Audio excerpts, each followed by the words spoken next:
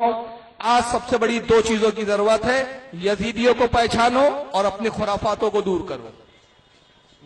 जितना नुकसान आज वहाबियत से नहीं हो रहा है, उससे ज्यादा नुकसान हमारी खुराफातों से हो रहा है। आज वहाबियों को मेहनत करने की जरूरत नहीं पड़ रही है। एक जमाना था वहाबी मेहनत करते थे, कोनों कोनों में ले जाके चुपके समझाते थे। अब उनको जरूरत नहीं पड़ रही। पढ़े लिखे नौजवानों के गलों में हाथ डाल के सिर्फ इतना बोलते हैं, देखो साहब ये पंजे उठा रहे हैं, ये ताजिए निकाल रहे हैं, ये ढोल बजा रहे हैं, जरा बताओ क्या यही इस्लाम है? तो एक पढ़े लिखे आदमी के ذہن में फौरन ये बात आती है, वाकई इस्लाम नहीं हो सकता।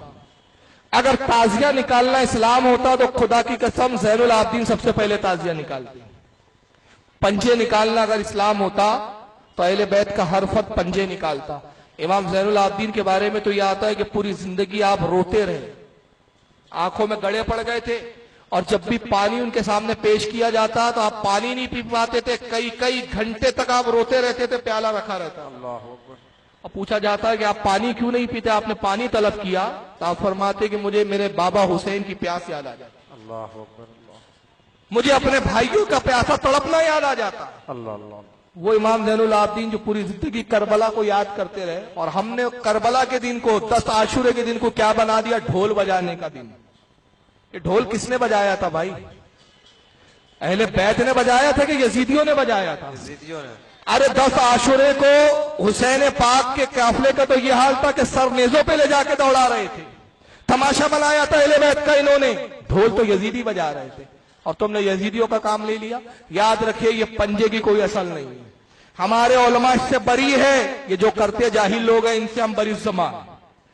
अगर ढोल बजाना, ताजिया निकालना, पंजे निकालना इस्लाम होता तो याद रखो हमारे उलमा के हाथ में पंजे होते, हमारे मदरसों से ताजिए निकलते। तो जब हमारे मदरसों से ताजिए नहीं निकलते, हमारे मदरसों से ढोल नहीं बजता, तो इसका मतलब ये हमारी सुन्नियत नहीं है।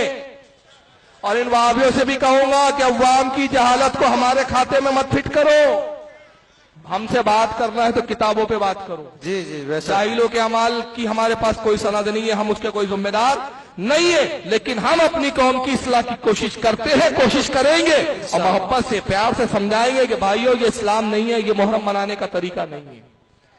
तो खुदा के वास्ते ढोल बजाने से बचिए। ये यजीद का काम था, ये हुसैनियों का काम नहीं हो सकता। आका ने फरमाया मैं ढोल तोड़ने के लिए आया हूं, मैं ढोल तबाह करने के लिए आया हूं। ढोल बाजे शैतान की आवाजें। तो 10 मुहर्रम को ढोल नहीं बजाना है, हुसैन पाक के नाम की मजलिसों को मुनक्किद करना है।